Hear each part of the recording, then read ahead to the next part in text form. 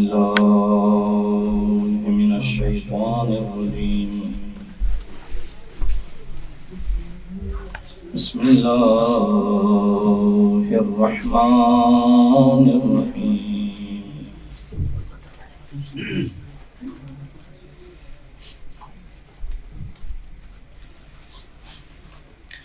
الحمد لله رب العالمين الرحمن الرحيم مالك يوم الدين إياك نعبد وإياك نستعين وصل اللهم على حبيبك ونجيبك وسيد خلقك وخاتم رسلك محمد وآله الطيبين الطاهرين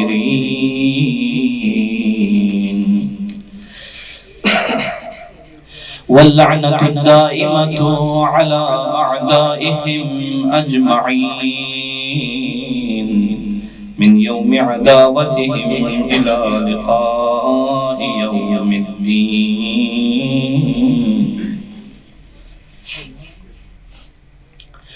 يا أيها العزيز مسنا وأهلنا الضر وجئنا ببضاعة مزجاة فأوف لنا الكيل وتصدق علينا إن الله يجزي المتصدقين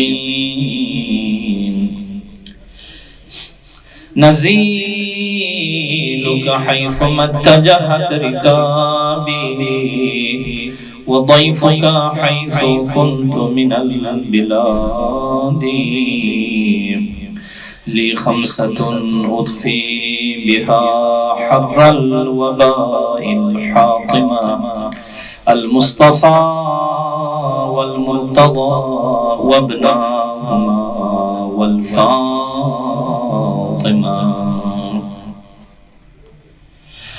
يا دائم الفضل على البرية يا باسط اليدين بالعطية يا صاحب المواهب السنية صل على محمد وآله الأطهار خير الورى سجية واغفر لنا يا ذا العلا في هذه العشية أما بعد فقد قال رسول الله صلى الله عليه وآله وسلم ستدفن بضعة مني بأرض خراسان لا يزورها مؤمن إلا أوجب الله له الجنة وحرم جسده على النار صلى الله على محمد وأهل بيت محمد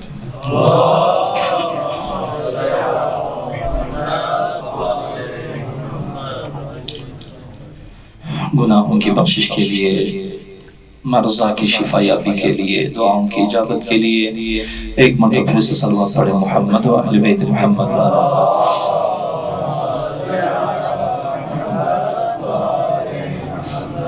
دنیا سے خالی ہاتھ نہ جائیں قبر میں مرتضیٰ کی زیارت و حشر میں مصطفیٰ کی شفاعت ایک مرتبہ پھر سے بلند آواز میں صلوات پڑھیں محمد و اہل بیت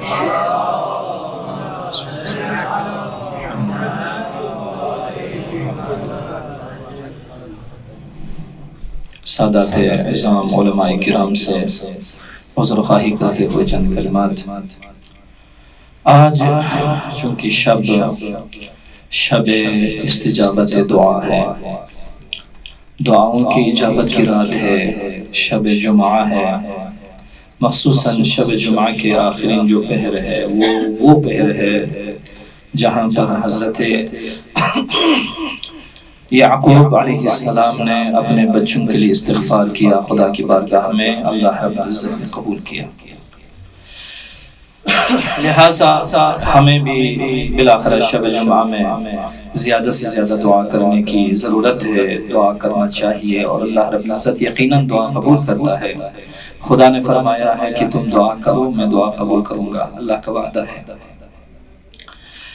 منتہا ہمیں وہ جو چہرہ اجابت ہے وہ نظر نہیں آتا، وہ کس میں ہے؟ اس کے بہت مختلف چہرے ہوتے ہیں اجابت کے، یا تو ذریعہ آخرت اس کو بنا دیا جاتا ہے، یا تو کچھ عرصے کے لیے۔ موسیٰ نبی اولو العزم ہو کر یہ ہو نہیں سکتا ہے کہ ایک اولو العزم نبی خدا کی بارگاہ میں دعا کرے اور وہ دعا بےہودہ ہو، خدا قبول نہ کرے، ایسی بات نہیں ہے۔ اللہ رب العزت کی بارگاہ میں 40 سال فرعون کی ہلاکت کے لیے جناب موسیٰ نے دعا کی۔ یقیناً وہ دعا جناب موسیٰ کی اسی دم قبول ہوئی تھی۔ جو چہرہ نظر آیا وہ دریائے نیل کی شکل ہے۔ لہٰذا جو بھی مومن دعا کرے قبول نہ ہو جائے، ظاہری چہرہ نظر نہ آئے، یہ نہ سمجھیں کہ اللہ رب العزت نے دعا کو قبول نہیں فرمایا، ایسا نہیں ہے۔ خدا دعا قبول کرتا ہے، اپنے بندے سے وعدہ دیا ہے، اور اللہ رب العزت وعدہ خلافی کرنے والا نہیں ہے۔ تو باہر صورت آج شب جمعہ ہے۔ اس شب جمعہ میں جو مہم ترین چیز روایات میں آپ نے پڑھا ہے، حدیثوں میں آپ نے پڑھا ہے کہ اگر اپنی دعا قبول ہونا چاہے، خدا کی بارگاہ سے قبول کروانا چاہے، تو ایک تو امام زمان علیہ السلام کو یاد کریں، اور اس کے بعد تمام مؤمنین اور مسلمین کو یاد کریں۔ ہم نہیں ہوتے ہیں کہ بھئی صرف مؤمن کو کہہ دیا، اللہ رب العزت نے کہہ دیا، رسول نے کہہ دیا اللہم اغفر للمؤمنین والمؤمنات والمسلمین والمسلمات، اور اس کے بعد اپنے والدین کو یاد کریں۔ اس کے بعد آپ جو بھی دعا مانگیں خداوند عالمین کی بارگاہ سے انشاءاللہ وہ اگر آپ کی مصلحت میں ہے، خدا جلال جو ہے اس کو قبول فرما دیتا ہے۔ تو جو سب سے بڑا وظیفہ جو آج کی رات ہے وہ یہ ہے، امام زمان علیہ السلام کی حفاظت کے لیے دعا کریں، اور اس کے بعد اپنے والدین کے لیے، ان کی مغفرت کے لیے۔ ہم معمولاً ہر معاشرہ اس کی زد میں ہے۔ مثلا کسی زمانے میں کوئی عمل ایسا ہوتا رہا کہ آج اس کو کچھ اور رنگ دے دیں تو پھر کہتے ہیں کہ بھئی یہ جو ہے نئی عبادت آ گئی ہے۔ ہم کہتے ہیں کہ بھئی قرآن، مثلا جو انسان مر چکا ہے صرف اسی کے لیے، حالانکہ زندہ انسان کے لیے قرآن کی زیادہ ضرورت ہے۔ لہٰذا پروردگار نے اپنے نبی کے حوالے سے، اپنے ائمہ خدا کے حوالے سے، احادیث قدسیہ میں، قرآن کریم میں جو تلاوت قرآن کی جو بات کی ہے، وہ مردے تو قرآن کی تلاوت نہیں کرتے، یہ تو صرف زندے کرتے ہیں۔ لہٰذا ہمیں تلاوت قرآن کی بہت زیادہ ضرورت ہے۔ جو اس زمانے میں قرآن بالاخرہ قیامت کے دن جس طریقے سے اللہ کی بارگاہ میں دعا کرتا ہے کہ پروردگارا میرے اس قوم نے، یعنی اس امت نے مجھے محجور بنا دیا اور مجھے اپنے آپ سے جدا کر دیا، ہم ان لوگوں میں شامل حد اقل جو ہے نہ ہو جائیں۔ اور والدین کے لیے خصوصی طور پر جو 2 رکعت نماز جو پڑھتے ہیں ہم اس میں یقیناً یعنی والدین کے لیے، چاہے وہ زندہ ہوں چاہے وہ دنیا سے چلے گئے ہوں، کوئی فرق وغیرہ نہیں ہے۔ یہ دعائے مغفرت والدین، اور اسی طریقے سے جو صبح میں آپ 40 مومنین کا اگر نام لینا چاہیں تو اس میں بھی جو زندہ ہیں مردہ ہیں کوئی فرق وغیرہ نہیں ہے، بلکہ زندوں کو زیادہ ان چیزوں کی ضرورت ہوتی ہے۔ اور جو فقہ مفاتیح الجنان سے یعنی اس نماز کو نقل اگر کرنا چاہیں تو وہاں پر آیت کریمہ میں تھوڑی سی جو ہے نا بالاخرہ مشکل ہے، اور ہمیں ثابت بھی نہیں ہے کہ ائمہ خدا علیہ السلام کی روایت میں اس طریقے سے وارد ہوئی ہو روایت، یعنی ظاہراً کاتب کی کوئی غلطی ہو، وہاں پر نسخ میں کوئی جو ہے مشکل ہے۔ آیت کو دونوں کو ایک صورت میں یعنی بنا دیا ہے، ایک میں ربنا ہے ایک میں ربی ہے، لیکن وہاں پر ایک خاص طریقے سے جو ہے نا، تو لہٰذا قرآن کریم میں آیت کریمہ جس طریقے سے ہے اسی کے مطابق ایک میں ربنا اغفر لی ہے اور ایک میں رب اغفر لی ہے۔ ان دونوں چیزوں کا خیال رکھتے ہوئے انشاءاللہ اس نماز کو پڑھیں اور اللہ رب العزت کی بارگاہ میں ثواب کمائیں۔ جو دنیا سے چلے گئے ہیں والدین وہ بھی آپ کے لیے اور ہمارے لیے دعا کریں گے، اور جو دنیا میں زندہ ہیں اللہ رب العزت ان کا سایہ اور زیادہ زیادہ جو ہے نا دراز کریں انشاءاللہ الرحمن، ان کا سایہ ہمارے سروں پر تعدیل قائم رکھیں۔ تو لہٰذا ان کے لیے دعا کرنا بہت ہی ضروری ہے۔ صلوات پڑھیں محمد و اہل بیت محمد۔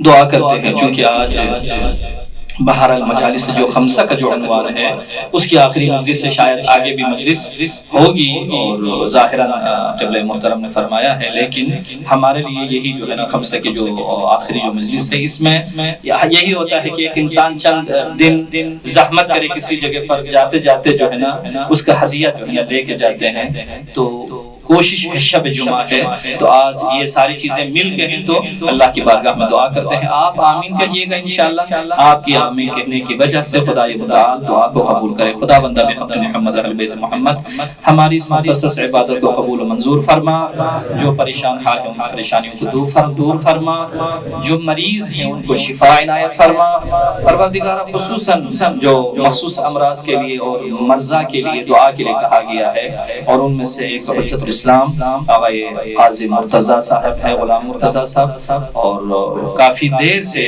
کافی عرصے سے وہ علیل ہیں اور مریض ہیں، اللہ رب العزت ان کو بحق بیمار کربلا شفاء عاجلہ کاملہ عنایت فرمائے، دین کی خدمت کرنے والے ہیں، اور اسی طریقے سے جو بھی مریض ہیں جنہوں نے کہا ہے کہ سید اولاد رسول نے کہا ہے کہ ان کے لیے اولاد کے لیے دعا کے لیے کہ ممبر پر خصوصی طور پر کہ خداوند متعال سے دعا ہے پروردگارہ ان کو اولاد صالح اور اولاد نرینہ عنایت فرمائے، بانیان مجلس کی طرف سے مجلس کو بطور احسن قبول فرمائے، اور جو دنیا سے چلے گئے ہیں خصوصاً ناصر حسین خان کے والدین مرحوم، ان کے مرحوم والدین، اور اسی طریقے سے جناب برادر عزیز القادر قاری محمد اجمل کے والدین جو مرحوم ہیں، خداوندہ ان کو جوار اہل البیت میں جگہ عنایت فرمائے، ہم سب کے مرحومین کو بھی مغفرت فرمائے، اور خصوصاً جناب ناصر حسین کے بچیوں کا اور بچوں کا مسئلہ ہے پروردگارہ بحق محمد اہل بیت محمد یعنی ان کی زندگی کو سرسبز بنائے،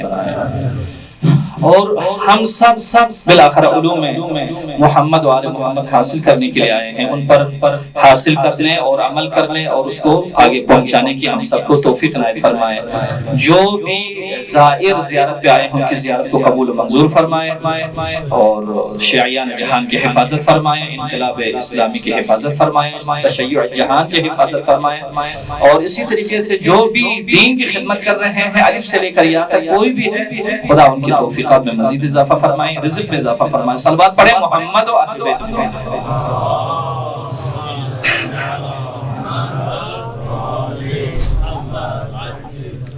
خراسان میں ایک رسم ہے، وہ یہ کہ جب کسی کی مجلس اس کی جو ہے نوبت یا بالآخر بہرحال میرا جو ذہن پہلے سے تیار تھا اس لحاظ سے عرض کر رہا ہوں، ورنہ بالآخر یہاں پر ادامہ ہے تو وہ قانون یہاں پر لاگو نہیں ہے، لیکن پھر بھی امام رضا علیہ السلام ٹھیک ہے، ہمارے سارے ائمہ ہمارے لیے واسطہ فیض ہیں، اللہ رب العزت کے فیوزات انہی کے توسط سے ہم تک پہنچ جاتے ہیں، لیکن امام رضا علیہ السلام جن کی جوار میں ہم زندگی گزار رہے ہیں یہاں پر ان کا بھی جو ہے نا ذکر ہو جائے، تو لہٰذا یہاں پر حضرت زہرا سلام اللہ علیہا اور جناب امام رضا صلوات اللہ وسلام علیہ، ان کے اگرچہ کافی نکات اگر ہم لینا چاہیں تو مشترکات بہت زیادہ ملتے ہیں، جس میں القاب بھی ہیں اور اس کے علاوہ کردار بھی ہیں، بہت سارے یعنی کم از کم 10-12 جو ہے مشترکات ان کے درمیان ہیں، لیکن جو مہم ترین مشترک دو چیزیں جو ان دو پاک ہستیوں کے درمیان ہیں اس پہ آج تھوڑی سی جو ہے نا باتیں اس پہ انشاءاللہ کروں گا۔ ایک یہ ہے کہ حضرت امام رضا علیہ السلام ولایت کے بڑے معرف تھے، ولایت کی جب تعریف ہوتی تھی تو امام رضا نے بہت زبردست انداز سے ولایت اور امامت کی تعریف فرمائی ہے، اگرچہ نیشابور کا جو واقعہ ہے اس میں جو کلمہ لا الہ الا اللہ کے بارے میں اس کے بعد طرف میں نہیں جاؤں گا، میں ایک حدیث کو یہاں پر جو ہے نا ان کی طرف سے نقل کروں گا، ایک یہ ہے ایک معرفی امامت اور دوسری چیز حمایت امامت، یہ دو چیزیں یعنی دو علیحدہ مقولے ہیں، ایک معرفی اور ایک حامی۔ ممکن ہے اس میں آپ جو ہے نا بالکل یقیناً عموم خصوص من وجہین کا جو ہے نا وہ یہاں پر جو ہے نا اس کی نسبت آپ لگا سکتے ہیں، بہت سارے لوگ معرف ہیں لیکن حامی نہیں ہے یعنی ظاہری طور پر، اور بہت سارے حامی ہیں لیکن معرف نہیں ہے کیونکہ ان کی بساط اتنی زیادہ نہیں ہے۔ لہٰذا امام رضا علیہ السلام اور حضرت زہرا سلام اللہ علیہا یہ دونوں ہستیاں ولایت اور امامت کے لیے بڑے زبردست معرف بھی ہیں اور بڑے زبردست حامی ہیں. یعنی ان کی حمایت دیکھیں اور ان کی معرفی دیکھیں. ایک نقطہ یہ، اور جو دوسرا نقطہ ہے وہ یہ ہے کہ پیغمبر کریم کی زبانی ایک لفظ استعمال ہوا ہے بزع کا. بزع بھی ہے اور بزع ہے، دونوں صحیح ہے. بزع کا جو لفظ استعمال ہوا ہے یہ کسی اور کے لیے استعمال نہیں ہوا ہے، دو ہستیوں کے لیے، ایک زہرا مرضیہ سلام اللہ علیہا کے لیے اور ایک حضرت امام رضا صلوات اللہ وسلامہ علیہ ان کے لیے. دو لفظ استعمال ہوئے ہیں، ایک کلمہ استعمال ہوا ہے. لہٰذا ان دونوں پر یعنی دو چار باتیں آپ کی خدمت میں عرض کروں گا. سب سے پہلے بزع کے بارے میں ابھی تک جناب امام رضا صلوات اللہ وسلام علیہ کا جو وجود ظاہری ہے وہ دنیا میں نہیں آیا. اس زمانے میں حضرت زہرا تو پیغمبر کے سامنے ہے لیکن امام رضا کا ابھی وجود ظاہری نہیں ہے. اس وقت پیغمبر خدا صلی اللہ علیہ وآلہ وسلم نے جناب امام رضا علیہ السلام کے بارے میں کیا فرمایا؟ ستدفن بضعۃ منی بارض خراسان، یعنی ان قریب میرے وجود کا ایک ٹکڑا، وجود رسالت، وجود امامت، وجود نبوت، یہ سب کی طرف اشارہ ہے. یعنی زہرا مرضیہ یا یہ امام رضا علیہ السلام یعنی ایک نبوت کا ادامہ ہے، یہی امامت، رسالت کا ادامہ ہے یہی. ہاں ٹھیک ہے، رسالت یعنی اس منصب الہی کے عنوان سے ایک یعنی تاسیس ہو ایسی بات نہیں ہے یہاں پر، لیکن وہی رسالت کی ذمہ داری، نبوت کی ذمہ داری، یہ سب ذمہ داری امام رضا علیہ السلام کی گردن پر. لہذا حضرت نے فرمایا ستدفن بضعۃ منی بارض خراسان، خراسان کی سرزمین میں میرے وجود کا ایک ٹکڑا وہاں پر دفن کیا جائے گا. لا یزورها مؤمن، یہاں پر دیکھیں ایک مومن ہے لیکن منافق والی بات نہیں ہے. مؤمن ہے، مؤمن کبھی مؤمن ہوتا ہے اور کبھی فاسق ہو جاتا ہے، کبھی گنہگار ہو جاتا ہے، کبھی عاصی ہو جاتا ہے. یہ مرحوم شیخ بہا کے زمانے میں کہ جب یہ دروازہ جو بڑا دروازہ لگ رہا تھا حرم کو، تو وہاں پر حضرت شیخ بہا نے فرمایا تھا کہ میں سفر پہ جا رہا ہوں، میری واپسی تک اس دروازے کو لگانا نہیں یہاں پر. لیکن قضاء الہی، مشیت الہی، اللہ رب العزت کو کوئی اور چیز منظور تھی. یہ جناب سفر پہ گئے، واپس آئے تو دروازہ لگا ہوا تھا. انہوں نے کہا بہت دکھ ہوا مجھے، یہ بات جو ہے کچھ شکایت کے الفاظ بیان کیے.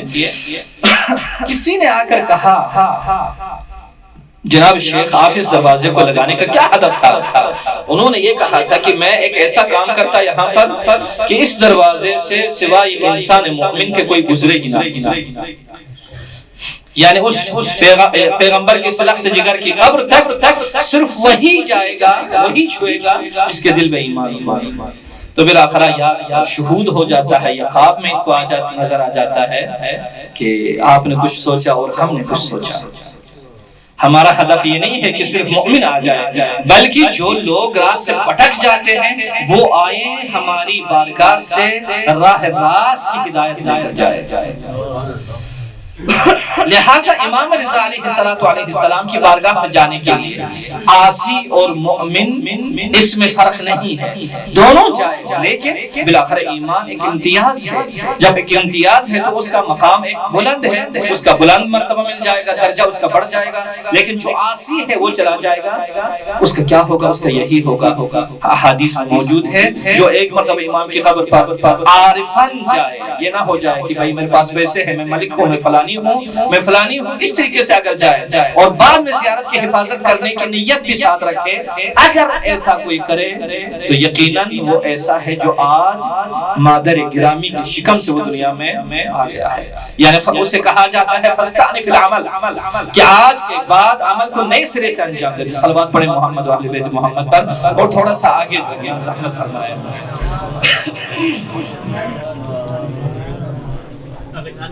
آگے شب جمعہ کی یہ صلوات ہو جائے تو پھر شب شنبے کی صلوات کیا ہوگی؟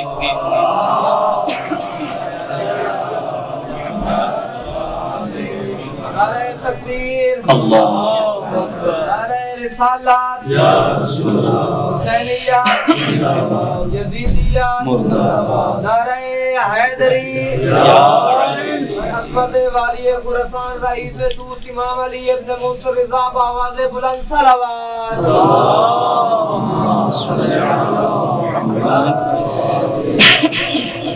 فرماتے ہیں لا یزورها، یعنی اس بضعے کی زیارت نہ کرے کوئی مؤمن، یعنی مؤمن ہو زیارت کرے الا اوجب اللہ له الجنہ، یعنی خدا اس کے لیے جنت کو واجب قرار دے دیتا ہے، یعنی جنت اس کی جاگیر ہے۔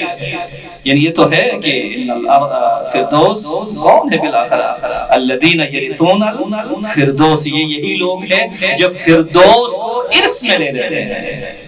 یعنی تھوڑا سا زور آ جاتا ہے نا بازوں میں جب کہے کہ الذین یرثون الفردوس، جب یہ یرثون الفردوس کا جب لفظ آ جاتا ہے تھوڑا سا جو ہے جسم میں طاقت اور زیادہ آ جاتی ہے۔ یعنی اللہ رب العزت نے قانون بنایا، جب اللہ کسی چیز کو کسی کا ارث بنا دیتا ہے، اللہ رب العزت نے کہا ہے کہ للذکر مثل حظ الانثیین، حق نہیں ہے۔ یہ ایک ایسا موضوع ہے جو ہمارے بر صغیر بہت ہی غلط طریقے سے اس موضوع کی مخالفت وہاں پر ہوتی ہے کہ والدین یا تو اپنی زندگی میں ارث نہیں دیتے ہیں، وہ اگر ایسے چلے جائیں تو پھر بعد میں بھائی حضرات جو ہیں بہنوں کو بالآخرہ چھوڑ دیتے ہیں۔ ایک مسلم قانون الہی، یعنی اس مسلم قانون سے ہاتھ اٹھانا درست نہیں ہے ہمارے لیے۔ اور جب اللہ رب العزت کہے کہ آپ کا ایمان ہو خدا پر، پیغمبر پر آپ کا ایمان ہو، علی ولی پر آپ کا ایمان ہو، زہرا مرضیہ پر آپ کا ایمان ہو، حسنین شریفین سے لے کر امام زمان تک پر آپ کا ایمان ہو، نماز پڑھتا ہو، روزے رکھتا ہو، اعمال الہی انجام دیتا ہو، اس کے بعد اللہ نے کہا تم سب یہ کرو، تو پھر اس کے بعد الذین یرثون الفردوس، یہ یہی لوگ ہیں جو فردوس کو ارث میں لے رہے۔ خدا نے وہاں پر اس کو مشخص کر دیا۔ اب جب ارث کے عنوان سے جنت کو آپ کے جو ہے نا نصیب میں، ہمارے نصیب میں اللہ لکھ دیتا ہے، پھر یقیناً خداوند متعال اس کی مخالفت نہیں کرے گا۔ صلوات پڑھیں محمد و اہل بیت محمد پر۔ یعنی مومن اگر امام رضا علیہ السلام کی زیارت کو جائے گا تو اوجب اللہ له الجنہ، ایک طرح سے یہ ہے وحرم جسدہ علی النار، اور جہنم کی آگ پر اس کے وجود کو حرام قرار دیتا ہے۔ جیسے کہ آپ کیا ہے رجب میں دعا پڑھتے ہیں اپنے ریش مبارک پر ہاتھ رکھ کر کہ پروردگارہ جو ہے نا میری اس ریش پر، یا ان کی دعائے کمیل میں جو آج کی رات آپ نے یا پڑھی ہے یا آپ نے پڑھنی ہے انشاءاللہ، جنہوں نے نہیں پڑھی ہے پڑھیں گے تو اللہ رب العزت کی بارگاہ میں جناب خضر نبی اور حضرت امیر المؤمنین علیہ السلام دعا کرتے ہیں پروردگارہ تو میرے اس چہرے پر آگ کو مسلط کرے گا، میری زبان پر آگ کو مسلط کرے گا، میرے اس ہاتھوں پر، میرے قدم پر، یعنی کس طریقے سے اللہ رب العزت کی بارگاہ میں دعا کرتے ہیں انسان دعا کرنے والے، لہٰذا اللہ رب العزت اس پر جہنم کی آگ کو حرام قرار دے دیتا ہے۔ جب انسان اپنے گناہوں کی طرف دیکھتا ہے تو اس وقت آگ یاد آ جاتی ہے اسے۔ لہٰذا امام سجاد علیہ السلام نے بھی فرمایا کہ الہی اذا رأیت ذنوبی، ذنوب سے مراد یہاں پر جس طریقے سے ہم عصیانگر ہو جاتے ہیں، غیر معصوم طغیانگر عصیانگر نہیں ہوتا، لیکن اللہ رب العزت کی معرفت اس حد تک وہ حاصل کر لیتے ہیں، وہ دیکھتے ہیں اللہ کہاں پر ہے اور ہم کہاں پر ہیں، بندے کہاں پر ہیں۔ تو جیسے جیسے عصمت آ جائے، جیسے جیسے علم آ جائے، اللہ رب العزت کے جو مرتبہ ہے اس کی نگاہ میں بلند ہوتا جاتا ہے۔ جیسے وہ بلندی کی طرف دیکھیں تو وہ یہی کہتا ہے کہ اللہ کتنا مقدس ہے، کتنا پاک ہے، اور ہم کیسے کتنے جو ہے نا آلودہ ہیں۔ ورنہ ائمہ خدا کی تطہیر میں اللہ رب العزت نے آیت تطہیر نازل کی، لیکن پھر بھی وہ تواضع اور انکساری کی اس معراج پر امام سجاد علیہ السلام بیان کرتے ہیں، عرض کرتے ہیں الہی اذا رأیت ذنوبی فزعت، پروردگارہ جب میں اپنی کمزوریوں کو دیکھتا ہوں، ہوں. میں ترجمہ اس طریقے سے کروں گا, جب میں اپنی کمزوریوں کو دیکھتا ہوں تو فزعت, میں بہت پریشان ہو جاتا ہوں. وَإِذَا رَأَيْتُ كَرَمَكَ طَمِعْتُ, پروردگارا جب میں تیرا کرم دیکھتا ہوں, بچے پر رحم کرتا ہے, بوڑھے پر رحم کرتا ہے, وہ بچہ جس کو اپنی ماں کا پتہ نہیں ہے, گائے کا بچہ ہے, بھیڑ بکریوں کا بچہ ہے, حیوانات کے جو بچے ہیں, چل نہیں سکتے, پھر نہیں سکتے ہیں, لیکن کس طریقے سے اللہ رحیم, اللہ کریم اس پر رحم, یعنی ان پر رحم فرما دیتا ہے کہ بچہ سیدھا چلا جاتا ہے. کس نے اس کو بتا دیا یہ تھن ماں کی تھن کہاں پر موجود ہے؟ جبکہ جو عاقل جو بچے ہیں اس کے پاس یہ قدرت نہیں ہے, بلکہ اس کو اس کی ماں اس کو اپنے قریب کر کر اس کے منہ کو جو ہے نا, اپنے پستان کو اس بچے کے منہ میں ماں جو ہے نا دے دیتی ہے. لیکن ہدایت اور جو ہے نا رحم اور کرم, ہر مخلوق کی نسبت اللہ کا جو کرم ہے اس میں یا اضافہ ہو جاتا ہے یا کم ہو جاتا ہے, بالآخر اسی حساب سے ہے. لہذا امام نے فرمایا پروردگارا جب میں ان تمام کرم کو, تیرے کرم کو میں نے دیکھا تو طمعت, اس وقت مجھے امید ہو جاتی ہے, اس وقت میرا اعتماد, میرا توکل اور بھی زیادہ بڑھ جاتا ہے. یہ جو ہے نا ائمہ خدا علیہ السلام کا جو ان کے فرامین ہیں, ان کی جو ہے نا ان کے ارادے ہیں اور ان کے قصد ہے. صلوات پڑھیں محمد و اہل بیت محمد پر.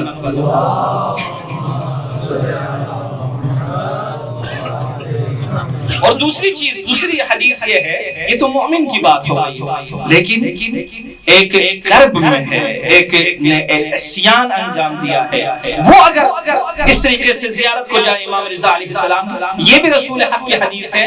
پہلی حدیث کتاب الفقیہ سے جو ہے نا حدیث نقل کی ہے مستقیما, الفقیہ یعنی الفقیہ لمن لا یحضرہ الفقیہ جو ہے, جس کو ہم من لا یحضرہ الفقیہ کہتے ہیں, اس کا اصل نام الفقیہ ہے. اس کے بعد دوسرا ما زارہا مکروب الا ونفس اللہ قربتہ, اگر کوئی بیچے, کوئی مضطرب ہے, آج رات کو صرف اسی ارادے سے کہ پروردگار اس امام کے ذریعے سے اس کی بے چینی کو, اس کے کرب کو, اس کی سختی کو جو ہے نا ختم کر دے, اور یقیناً وہاں پر جا کر آنسو کے 2 قطرے بہا دے, انسان خود احساس کرتا ہے سبکی کا, خود احساس کرتا ہے کہ اس کا دل کتنا جو ہے نا سبک ہو چکا ہے, وجود اس کا ہلکا ہو چکا ہے. یعنی جو مکروب لوگ ہیں, جو مضطرب ہے, پریشان ہیں دنیا کے ہر طریقے سے, ولا مذنب, اور کوئی عاصی, کوئی گنہگار جا کر زیارت کرے, الا غفر اللہ ذنوبہ, اللہ رب العزت اس کی یعنی مغفرت, اس کے گناہوں سے درگزر فرما دیتا ہے. یہ جناب حضرت امام رضا علیہ السلام کے بارے میں رسول کریم نے یعنی بہت عرصہ پہلے, یعنی 250 سال سے ظاہراً اوپر ہے, یعنی اتنی مدت جو ہے نا, اس سے زیادہ جو ہے نا یا ہو غالباً 302 ہجری ہے نا قبلہ, یا 202 ہجری ہے, 200 بس 200 سال اندازہ کریں, 200 سال پہلے پیغمبر کریم نے حضرت رضا صلوات اللہ وسلام علیہ کے بارے میں یہ بضع کا لفظ جو ہے نا وہاں پر بیان فرمایا. اس میں بھی وہی مطلب ہے, ستدفن بضعۃ منی بارض خراسان. اور بی بی سیدہ کے بارے میں آپ نے دیکھا ہے کہ بارہا پیغمبر نے فرمایا کہ حضرت زہرا سلام اللہ علیہا ان کا بضع ہے, ان کے وجود کا ٹکڑا ہے. فرمایا فاطمہ بضعۃ منی من اغضبها فقد اغضبنی یؤذینی ما آذاها یریبنی ما ارابہا یا رابہا, لیکن تو نسخے لحاظ سے, لیکن ظاہراً ارابہا درست ہو سکتا. من سرہا فقد سرنی ومن ساہا فقد سانی, یعنی جس سے زہرا سلام اللہ علیہا راضی ہو اس سے پیغمبر راضی ہے, جس سے زہرا کو تکلیف ہوئی ہے اس سے پیغمبر کو تکلیف ہوتی ہے, جس سے زہرا خوشحال ہے اس سے پیغمبر بھی خوشحال ہے. لہٰذا یہاں پر بھی حضرت زہرا کے بارے میں بھی بضع کا لفظ استعمال ہوا ہے. یعنی آپ دیکھیں کہ حضرت زہرا سلام اللہ علیہا اور حضرت امام رضا علیہ السلام اس بضع رسول ہونے میں, رسول کے وجود کا حصہ, وجود کا ٹکڑا ہونے میں, اس میں یہ دونوں ہستیاں شامل ہے, مشترک ہے. صلوات پڑھیں محمد و اہل بیت محمد پر.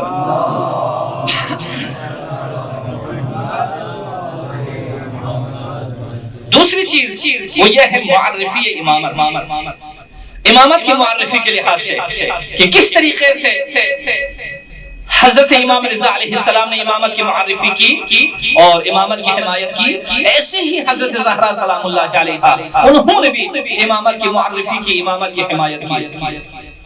ایک حدیث کا بالکل آدھا حصہ جو ہے نا آپ کی خدمت میں نقل کر رہا ہوں، یہ بھی اسی جو ہے نا مرحوم شیخ صدوق کی کتاب سے نقل کی ہے، اس حدیث کو بھی نقل کیا ہے۔ یہ رسول حق کے بارے میں ہے کہ ایک نفر آ کر، یہ جناب صلوات پڑھیں محمد و بیت محمد،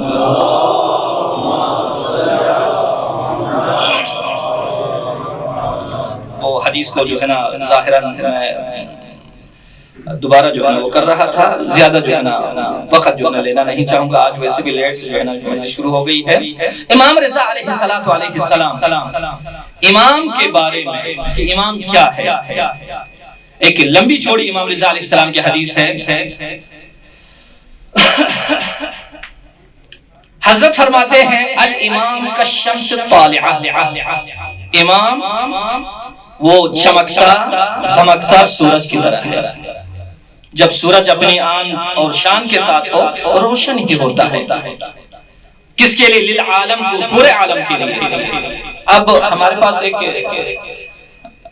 گونگا سا تھا، وہ بالاخر کام کرنے کے لیے لوگ ادھر ادھر جو ہے نا اس کو لے کے جاتے تھے، وہ کہتے تھے، اعلان کرتے تھے ہمیشہ، یعنی کام کے لیے ہمیشہ مجھے آپ جو ہے بلائیں، مجھے کام کے لیے۔ لوگ پوچھتے تھے، مذاق کرتے تھے، کیوں جناب غلام آپ کو کیوں بلائیں؟ وہ یہ کہتے تھے میں جہاں جہاں پر بھی جاتا ہوں سورج کو اپنے ساتھ ساتھ لے کے جاتا ہوں۔ یعنی ایک عام انسان، اس کو چونکہ اس کا علم نہیں ہے، اس کی یعنی حیثیت اتنی تھی، وہ یہ سمجھتا تھا کہ بھئی وہ جہاں جہاں پر بھی جائیں سورج اسے ساتھ ساتھ نظر آ جاتا ہے۔ وہ کہتا تھا مجھے کام کرنے کے بلاؤ، کیونکہ میں جہاں پہ جاتا ہوں سورج کو ساتھ ساتھ لے کے جاتا ہوں۔ کیا مطلب؟ یعنی پورے عالم میں سورج کا وجود ہے۔ فرماتے ہیں الامام کالشمس طالعۃ للعالم وہی فی الافق، اور وہ افق میں ہے، دیکھیں نا وہ افق میں ہے، فضا میں ہے، میں جہاں پر بھی جاتا ہوں سورج مجھے نظر آ جاتا ہے۔ لیکن کیا اس سورج کی بلندی اس کا اندازہ لگا سکتے ہیں؟ نہیں اندازہ لگا سکتے۔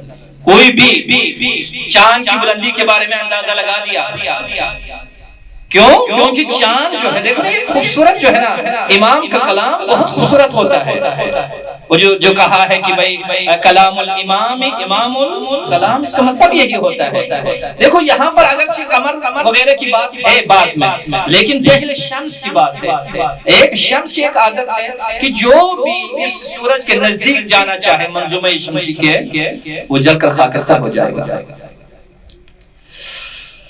امیر المومنین علیہ السلام نے بھی فرمایا تھا وَلَا يَرْقَى إِلَيَّ طَيْرٌ، امریکہ، اسرائیل، پتہ نہیں یہ جو ہے نا جتنے بھی ممالک ہیں، جتنے بھی سلطنتیں ہیں، جتنی بھی قوتیں ہیں، وہ جتنے بھی چاند پر جائیں، چاند پر اڈے بنا لیں بے شک، لیکن یہ سورج پر اڈے بنا نہیں سکیں گے۔ حداقل تو ہماری زندگی میں تو بالکل بنا ہی نہیں سکیں گے یہ لوگ۔ ان کو تو آپ جو ہے نا کام خراب کر دیا گا جو ہے نا انقلاب نے۔ کہا وہاں پر نہیں جا سکتے ہیں۔ امام علیہ السلام کا بھی یہی ایک جو ہے نا ان کا مرتبہ بھی ایسا ہے کہ امام کی اس بلندی کو اگر کوئی چھونا چاہے، امام کی اس عظمت کو کوئی چھونا چاہے، نہ کوئی آنکھ کے ذریعے سے امام کی بلندی کو چھو سکتے ہیں۔ وہ کیوں؟ وہ اس وجہ سے کہ یہ آنکھ اس معرفت کے لیے کافی نہیں ہے۔ امام کی اگر معرفت ہو تو وہ دل کے ذریعے سے، دل میں ہم احساس کریں، دل میں سکون پیدا کریں امام کے ذریعے سے، نہ یہ کہ آنکھ کے ذریعے سے۔ اگر سورج، دیکھنے ایک مثال ہے، سورج بہت اپنے آفتاب کے ساتھ ہے، اگر انسان آنکھیں کھول کر سورج کی طرف دیکھے تو شاید ممکن ہے کچھ عرصے کے بعد اس کی آنکھ ضائع ہو جائے، خراب ہو جائے، کیونکہ اس میں وہ قدرت نہیں ہے، وہ سکت نہیں ہے۔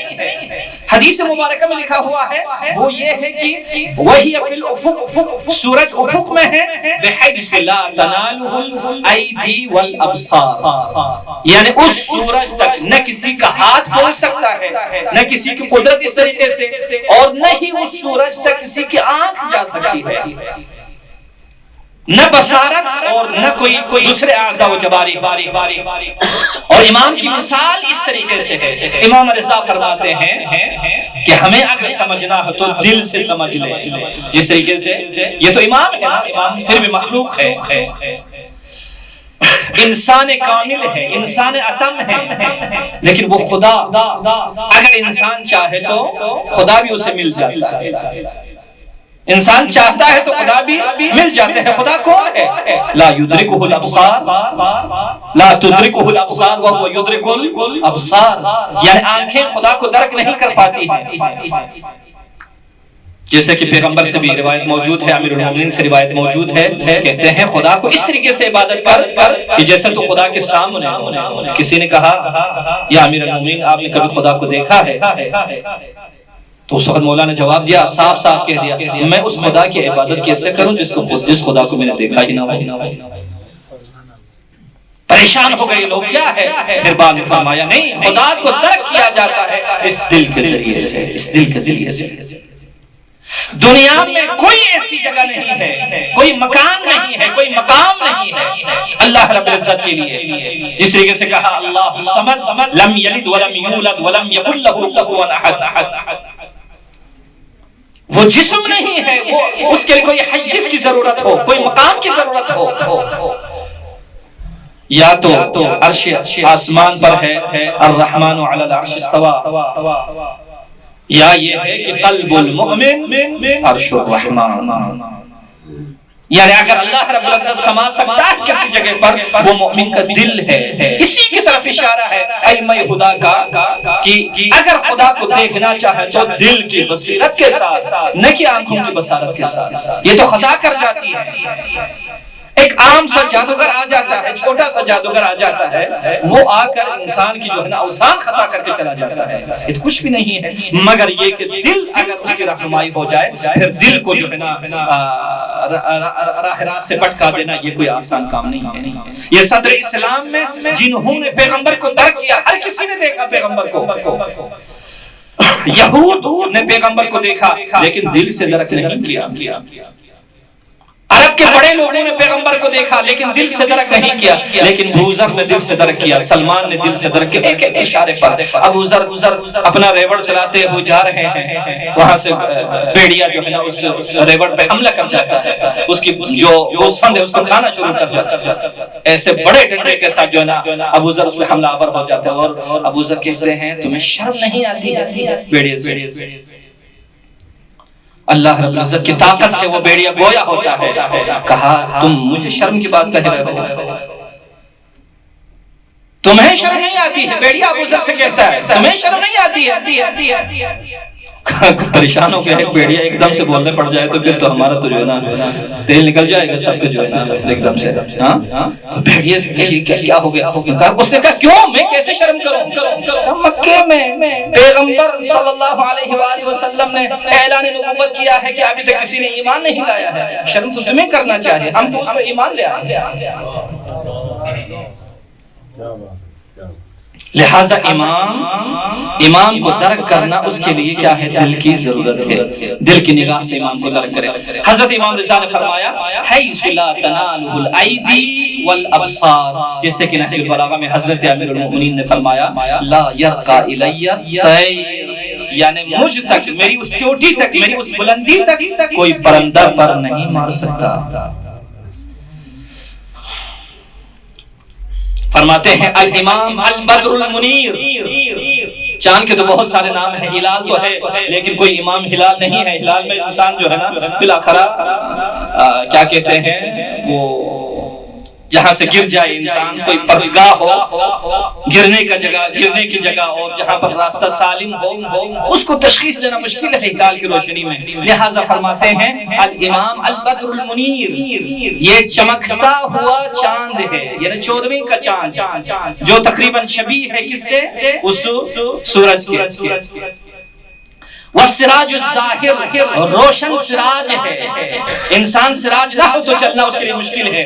والنور الساطع، یہ جو پھیلا ہوا جو نور ہے عالم میں، یہ تو یہی تو امام کی وجہ سے ہے۔ اس کے بعد فرماتے ہیں والنجم الہادی فی غیاہب الدجا، اور تاریخ سے مراد یہاں پر وہ راستے جن کا پتہ ہی نہ ہو، کہ سابقہ زمانے میں لوگ ستاروں کے ذریعے سے یعنی دریا کا راستہ جو ہے طے کرتے تھے، دوسرے راستے طے کرتے تھے۔ ہم خود پاکستان میں جانتے ہیں بہت سارے علماء وہ ایسے تھے ستاروں کو دیکھ کر مثلا وہ ٹائم کا جو ہے بتا دیتے تھے کہ ابھی 11 نزدیک ہے 12 نزدیک ہے، اس طریقے سے فرماتے ہیں وَالنَّجْمُ الْحَادِي، ہدایت دینے والا ستارہ امام ہوتا ہے، وہ بھی تاریک علاقوں میں جہاں پر گم سم ہو، صرف تاریکی جو ظلمت والی بات نہیں ہے بلکہ جہاں پر انسان رہ جائے کیا کرے اس کے لیے ہدایت کا راستہ بنا دیتا ہے۔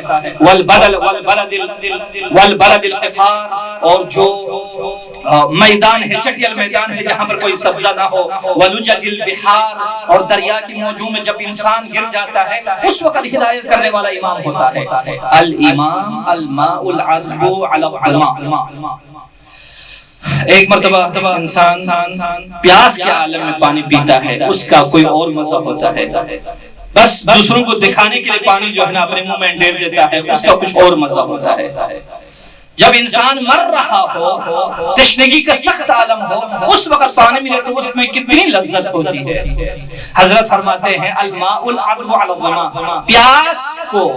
پیاسے کی جو پیاس ہے اس کو بجھانے والا کون ہوتا ہے؟ امام ہوتا ہے۔ لیکن کبھی اپنی طرف سے یعنی اس پیاس کا اظہار بھی تو کرے۔ والدال علی الہدی، اور ہدایت رہنمائی پر دلالت کرنے والا، رہنمائی کرنے والا۔ والمنجی من الردی، کھوٹا سکہ ہونے سے انسان کو بچا لیتا ہے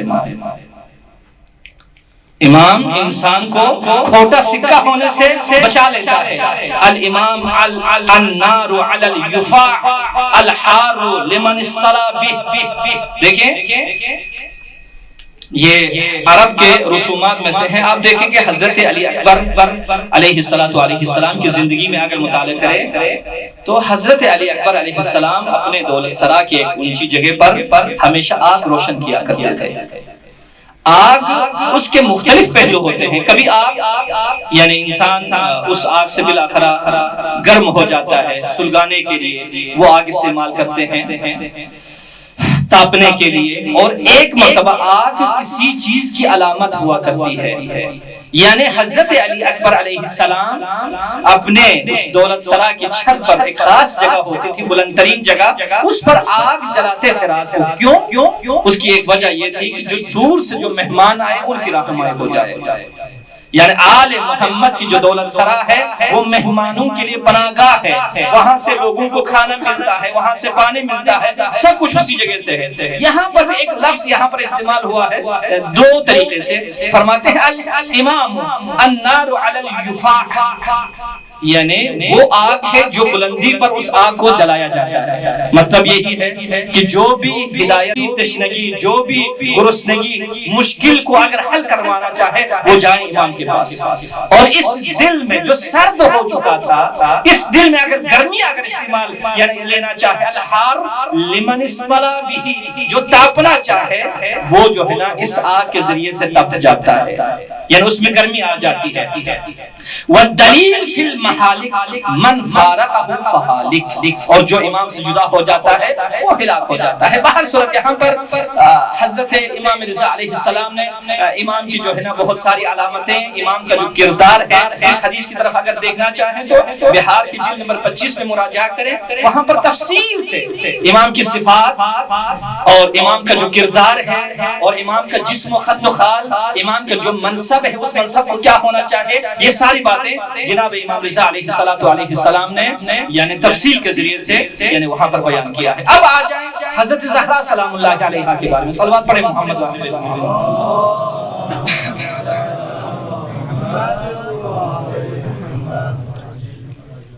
حضرت زہرا سلام اللہ علیہا نے امام کی تعریف فرمائی، امام کی معرفی فرمائی۔ یہ ایک محمد ابن اسید کے نام سے ایک صحابی ہے۔ دیکھتے ہیں کہ بی بی حضرت رسول خدا کی شہادت کے بعد آگے احد کے میدان میں چچا کی قبر پر جاتی ہیں، وہاں پر گریہ کرتی ہیں۔ یہ بندے خدا وہاں سے یا گزر جاتا ہے یا کوئی نہ کوئی کسی طریقے سے آواز جو ہے نا آتی ہے، بی بی کے نزدیک جا کر سلام کر کے بی بی سے جو ہے نا التجا کرتی ہے، بی بی آپ نے تو جو ہے نا میرے دل کو زخمی کر دیا، آپ نے گریہ کر دیا۔ اور اس کے بعد اپنے تکلم کو ادامہ دے دیتے ہیں اور عرض کرتا ہے بی بی اگر تکلیف نہ ہو جائے تو میں ایک سوال کروں آپ سے. بی بی نے فرمایا سوال کر. جناب محمد ابن اسید کہتا ہے سألت فاطمہ علیہ السلام هل نص رسول اللہ صلی اللہ علیہ وآلہ قبل وفاتہ علی علی بالامامہ، علی کی امامت کی تصریح کر دی تھی رسالت مآب نے دنیا سے جانے سے پہلے؟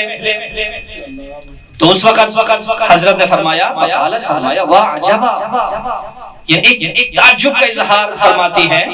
وعجبا بہت عجیب بات ہے. انسیتم یوم غدیر قوم، کیا تم نے غدیر قوم کو اتنی جلدی بلا دیا؟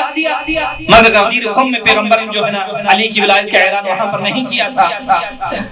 پھر وہ جواب دیتا ہے قد کان ذالک، یقیناً بی بی وہاں پر یہ بات ہوئی تھی، مجمع میں یہ بات ہوئی تھی. ولیکن اخبرینی، لیکن بہتر رسول آپ مجھے خبر دے دیں بما اسر الیکی، یعنی پیغمبر نے آپ سے ڈائریکٹ اور ایک آپ سے رازداری کے ساتھ جو ہے نا ایک تکلم فرمایا ہو اس سے امامت کے سلسلے میں. تو بی بی نے یہاں پر قسم کھاتی ہوئی حضرت فرماتی ہے اشہد اللہ تعالی، میں خدا کو گواہ بناتی ہوں. بی بی فرماتی ہے میں خدا کو گواہ بناتی ہوں لقد سمعتہ یقول، میں نے پیغمبر کو یہ بتاتے ہوئے یہ فرماتے ہوئے میں نے سنا علی خیر من اخلفہ، یعنی علی میرا بہترین خلیفہ ہے، میرے جانے کے بعد میری مسند پر بیٹھنے کے لیے سب سے سزاوار فرد حضرت امیر المومنین علی بن ابی طالب علیہ السلام ہے. وَهُوَ الْإِمَامُ وَالْخَلِيفَةُ بَعْدِي، میرے جانے کے بعد وہ امام بھی ہے اور وہ خلیفہ بھی ہے. قال یہاں تک بات ہو گئی. فَقُلْتُ يَا سَيِّدَتِي، میں نے حضرت سے یہ عرض کیا، سوال کیا فَمَا بَالَهُ قَدْ قَعَدَ عَنْ حَقِّهِ، تو یہ علی کو کیا ہو گیا کہ وہ اپنے حق کو اپنے ہاتھ سے جانے دیا. اب مجھے نہیں پتہ اس روایت کی مجھے سمجھ بہرحال بہت خاص طریقے سے سمجھ نہیں آتی ہے. بی بی جواب دے دیتے ہیں، یعنی حالانکہ آپ نے دیکھا ہے اس حق کو لینے کے لیے کتنے مظالم ہوئے. حضرت امیر المومنین پر، دولت سرا پر، پھر سعیدہ سقیفہ بنی ساعدہ پر کتنے مظالم وہاں پر ہو گئے. پھر اس کے بعد پیغمبر کی لاش مطہر کو دفن کیے بغیر وہاں پر لوگ وہاں پر بیٹھے رہے، یہ جو ہے نا آپس میں تنازع کرتے رہے. کسی صحابی کو وہاں پر مار دیا اور بعد میں کہہ دیا جنہوں نے اس کو جو ہے تیر مارا.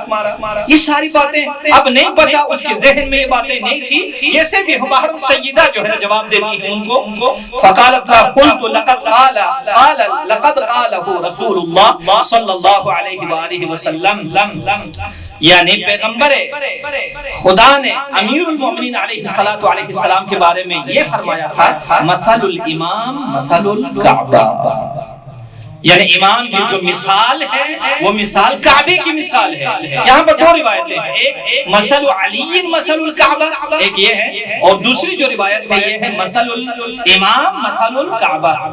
بی بی فرماتی ہے یا علی کی مثال جو ہے وہ کعبے کی مثال ہے. اور اس کے بعد حضرت نے فرمایا کیا تو نے کبھی سنا ہے کہ کعبہ چل کر کسی کے پاس گیا ہوگا؟ کیا بات ہے، سبحان اللہ. یعنی لوگ اگر اپنی تشنگی کا اظہار کریں، لوگ علی کے پاس آ جائیں. علی نے تو لوگوں کو بتا بھی دیا، حتیٰ کہ آپ نے دیکھا 40 راتیں کوئی کم نہیں ہے. بی بی جو ہے نا ہر صحابی کے گھر کے دروازے پر جو ہے رات کو جایا کرتی تھی. وہ صرف اور صرف اس بنا پر ان کو ضرورت نہیں تھی اس چیز کی، بلکہ امت کو ضرورت تھی. جس طریقے سے اللہ رب العزت نے کہا ہے میرے جو انبیاء تمہیں دعوت جو دیتے ہیں اس دعوت کا فائدہ میرے نبیوں کو نہیں ملتا ہے، اس دعوت کا فائدہ تمہیں ملتا ہے. تمہیں یعنی جس کے ذریعے سے تمہارے وجود کے اندر حیات آتی ہے، وہ مردگی ختم ہو جاتی ہے. وہ ہے نہیں کہ جو ہے نا انبیاء کو ہدایت یعنی تمہاری ہدایت کی ضرورت ہو، ایسا نہیں ہے. جناب زہرا مرضیہ سلام اللہ علیہا نے ان کو اس طریقے سے جواب دیا. اور دوسری طریقے سے ایک امامت علی علیہ السلام کے بارے میں حمایت کرتے ہوئے اعلان کرتے ہوئے بی بی فرماتی ہیں، یہ ریاحین الشریعہ کی جو ہے نا جلد نمبر 1 میں جو بہت ہی معروف حدیث ہے، سب پڑھتے رہتے ہیں آپ، وہ یہ ہے حضرت علی بن ابی طالب کے بارے میں فرماتی ہیں وَهُوَ الْإِمَامُ الرَّبَّانِي، یعنی مطلب یہ ہے کہ امام ربانی ہے، ربانی تو قرآن کریم میں بھی ہے ائمۃ العدل، ائمۃ الکفر، ائمۃ الحق، یہ سب کچھ لفظ استعمال ہوا ہے، یعنی ایک امام بس جو امام علی علیہ السلام کے مقابلے میں ہے ان کی امامت کا ہم انکار نہیں کرتے، یقیناً آپ بھی ایسا ہی ہے، ان کی امامت کا آپ انکار نہیں کرتے، ہم بھی نہیں کرتے ہیں، لیکن وہ امامت ربانیہ نہیں ہے بلکہ امامت شیطانیت ہے۔ کہا نا یہ امام ہے، وہ بھی تو امام ہے، فرق کیا ہے؟ یہ امام ربانی ہے، اللہ رب العزت کی طرف سے ہے، لیکن وہ امام جنہوں نے اپنے ہاتھ کے تراشے ہوئے بتوں کو بنا دیا امام، وہ کیسے ہو سکتا ہے ربانی؟ اس کا رب کے ساتھ کیا تعلق ہے؟ رب نے تو ان کو انتخاب کیا تھا۔ حضرت زہرا سلام اللہ علیہا فرماتی ہیں والہیکل النورانی، اس امام کا جو وجود ہے وہ نورانی ہے، لیکن وہ جو دوسرے جو ان کا وجود ہوتا ہے وہ ظلمت کا مجسمہ ہوتا ہے، ان میں نہ دنیا ہے نہ آخرت ہے، کچھ بھی نہیں ہے۔ قطب الاقطاب یعنی قطبوں کا قطبہ ہے، قبلوں کا قبلہ ہے، وسلالۃ الاطیاب الناطق بالصواب نقطۃ دائرۃ الامامہ۔ یہ ایک بہت عجیب جو ہے نا جملہ بی بی نے یہاں پر فرمایا ہے، نقطۃ دائرۃ الامامہ، یعنی کسی بھی دائرے کے لیے ایک نقطہ ہے، امامت کا سلسلہ اسی سے شروع ہوتا ہے۔ علی ابن ابی طالب علیہ السلام بھی امام ہے، حسن مجتبی علیہ السلام بھی امام ہے، حسین علیہ السلام بھی امام ہے۔ لوگ کہتے ہیں نا یار آپ دوسرے ائمہ کے بارے میں زیادہ باتیں نہیں کرتے، امیر المومنین علی ابن ابی طالب کے بارے میں زیادہ باتیں کرتے ہیں، اس کا مطلب یہی زہرا نے اس کو جواب دیا۔ حضرت فرماتے ہیں دوسرے ائمہ بھی ایسے ہیں، لیکن امیر المومنین کی امامت کی یہ جو ہے نا صفات، یہ امتیاز موجود ہے، وہ نقطۃ دائرۃ الامامہ، امامت کا جو دائرہ ہے اس کا نقطہ ہے۔ اگر امامت علی اگر ثابت ہوتی ہے تو پھر دوسروں کی امامت تک جو ہے نوبت آ جاتی ہے، لیکن اگر امامت علی اگر ثابت نہیں ہو پھر دوسرے اماموں کو کیسے ثابت کریں گے؟ لہذا زہرا مرضیہ سلام اللہ علیہا نے جناب امیر المومنین کی ولایت اور امامت کو جب اس طریقے سے معرفی کرتے ہیں کہ تمام یعنی اس سے بڑھ کر آگے جو ہے نا نہیں ہم یعنی بیان کر سکتے ہیں کتنا جو ہے حضرت نے بیان کیا ہے۔ بہر صورت اس امامت کو، منصب امامت کو بچانے کے لیے حضرت زہرا سلام اللہ علیہا اور امام رضا صلوات اللہ وسلامہ علیہ انہوں نے کیا نہیں کیا؟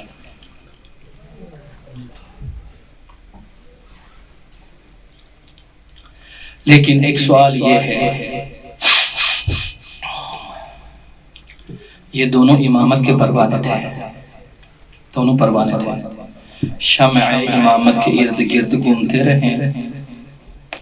یہی ہوتا ہے نا ایک مرتبہ جب پروانہ شمع کے گرد گھومتا رہے، یا شمع بجھ جائے گی یا پروانہ جل جائے گا۔ اور یہاں پر امامت وہ شمع ہے، زہرا و رضا وہ پروانے ہیں جو امامت کے ارد گرد ان کو بنا اس کو بچانے کے لیے، اصل امامت کو بچانے کے لیے۔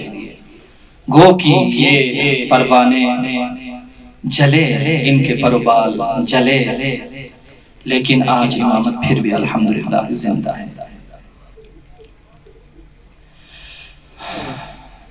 ایک نقطے میں یہ دو ہستیاں شریک ہیں غربت کے لحاظ سے۔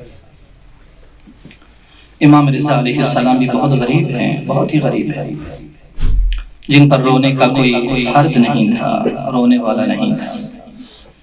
کتنی بہنیں امام رضا علیہ السلام کی تھیں، لیکن امام پر رونے والا کوئی نہیں، غریب۔ اسی وجہ سے کہتے ہیں السلام علیکہ یا غریب الغرباء، اے غریبوں کی غریب، اے غریبوں کی غریب۔ مدینے سے نکلتے ہوئے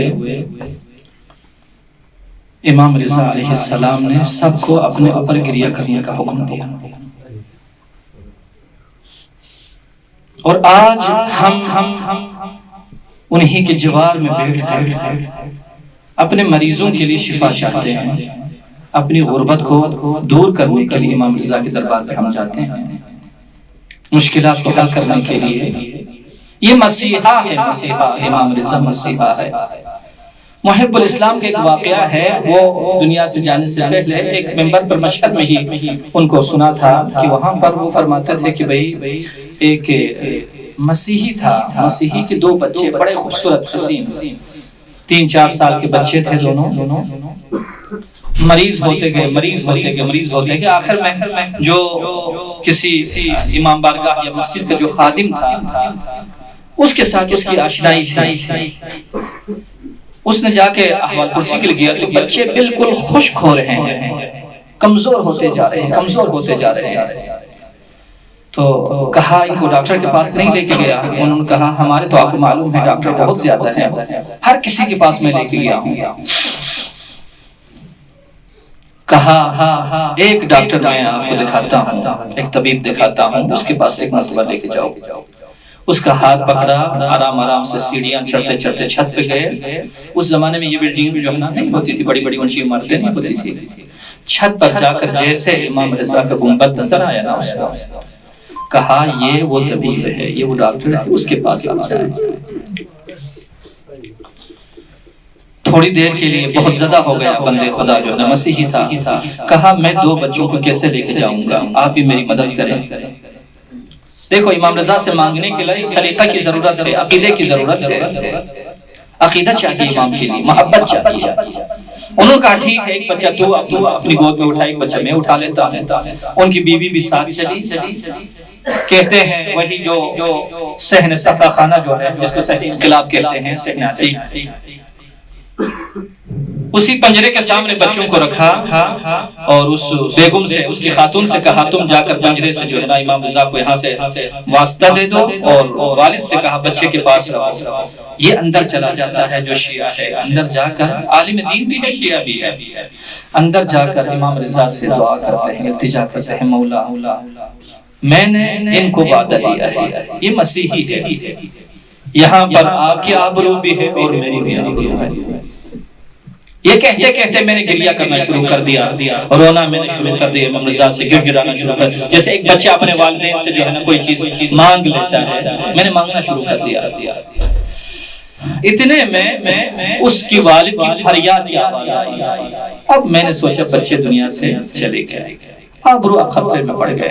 دیکھا جو ہے نا باپ چیخ رہے ہیں، چلا رہے ہیں، اس کے سامنے دیکھا تو وہ جو بہت معذور قسم کے بچے تھے، فلاکت کے اس حالت میں بچے تھے، بچے دونوں کھڑے ہیں باپ کے سامنے۔ یہ امام رضا علیہ السلام ہے۔ تو لہٰذا اگر آج مسیحی کے ساتھ محبت کرنے والا امام رضا کیا ہمارے ساتھ محبت نہیں کریں گے؟ ہمارے مریضوں کے لیے اگر اسی کا واسطہ دے دے، اللہ رب العزت شفا عنایت نہیں کرے گا۔ السلام علیک یا ابا الحسن یا علی ابن موسیٰ ایہا الرضا یا ابن رسول اللہ یا سیدنا ومولانا انا توجہنا واستشفعنا وتوسلنا بک الى اللہ وقدمناک بین یدی حاجاتنا یا وجیہا عند اللہ اشفع لنا عند اللہ یا وجیہا عند اللہ اشفع لنا عند اللہ۔ ہمارا سلام ہم اس مظلوم امام رضا پر، جب مدینے سے نانا کا روزہ جب چھوڑ رہے تھے، السلام علی من امر النیاحة علیہ قبل وصول الموت الیہ. اپنے خاندان والوں کو بلایا، سب سے کہا میرے ارد گرد حلقہ بنا اور مجھ پر گریہ کرو. کسی نے آ کر عرض کیا یا ابن رسول اللہ، مسافر کے پیچھے گریہ کرنا اچھا نہیں ہے. تو مولا نے فرمایا اس مسافر کے پیچھے گریہ کرنا اچھا نہیں ہے جس کے آمد واپسی کی امید ہو. لیکن میں وہ مظلوم مسافر ہوں جو اس سفر سے واپسی میرے لیے ممکن نہیں ہے. وقت گزرتا گیا، ایک مرتبہ خراسان میں مولا کو زہر ملا. وہ زہر بھی کتنا سخت تھا. چند لحظات میں امام کی شہادت واقع ہو گئی. 50-60 قدم کے فاصلے پر کبھی امام رضا بیٹھ جاتے ہیں، کبھی کھڑے ہو جاتے ہیں.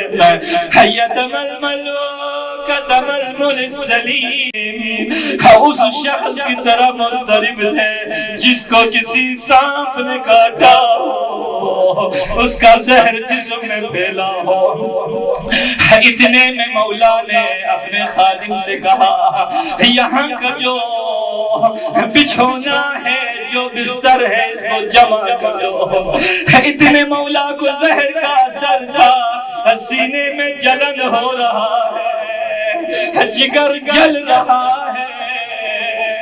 اپنے مبارک سینے کو زمین پر رکھ رہے، دروازہ بند تھا. اتنے میں خادم کہتے ہیں ابو سل کہتے ہیں میں نے گھر کے صحن میں ایک نورانی نوجوان کو دیکھا.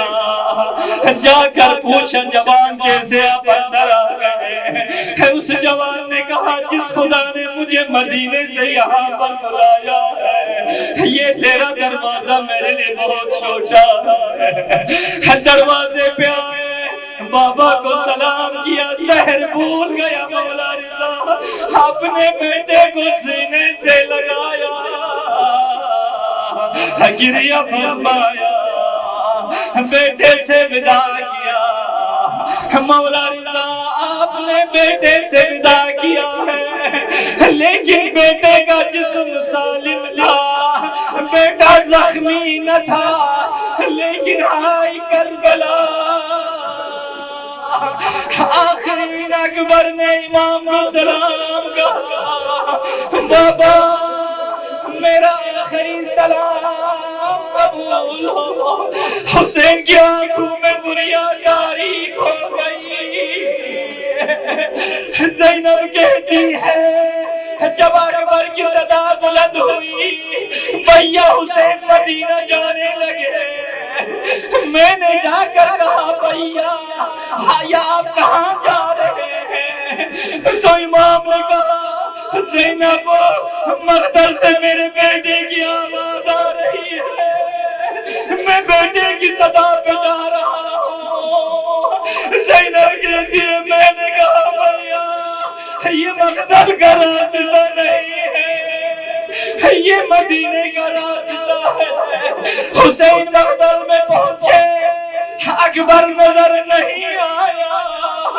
ایک وقت دور سے اکبر کے جسم پر حسین کی نگاہ پڑی، حسین گھوڑے سے گر پڑے. پھر حسین اٹھ نہ سکے، گھٹنوں پر کونیوں کے بل حسین چلتے چلتے اکبر کی لاش پہ آئے. اکبر کو سر مبارک کو اپنی گود میں لیا. حسین کو سکون نہ آیا، اکبر کا سر سینے سے لگایا. حسین کو سکون نہ آیا. آخر میں کیا کیا غریب بابا فوزا خدہ علی خدہ، اپنے رخسار کو اکبر کے رخسار پہ رکھا. حسین ایک مایوس جملہ کہتے ہیں یا بنی علی الدنیا بعدک الآباء، او میرے لخت جگر اکبر، تیری شہادت کے بعد اب دنیا میں جی کر میں کیا کروں گا؟ لعنت اللہ علی القوم الظالمین، وسيعلم الذين ظلموا انهم قلب ينقلبون ما تم